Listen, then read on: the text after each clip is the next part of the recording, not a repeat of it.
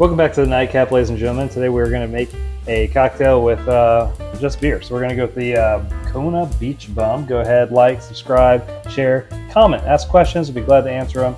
This is for you to make a better than average drink in less than average time. So Kona Big Wave and the Mango Cart combined, we will have the Beach Bum. Really simple stuff. So first we're going to start out with the Kona Big Wave. Get that open and pour it in the glass. And we're going to pour about half the beer in there. If you haven't had Kona Big Wave, it's a pretty good beer.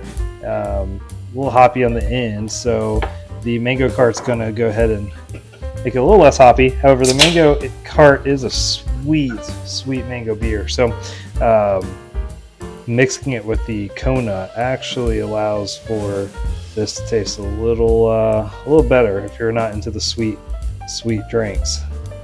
Another one's that sweet. So here we go. That's the pour. That's all it is, about 50-50. She's a beaut, Clark. Cheers.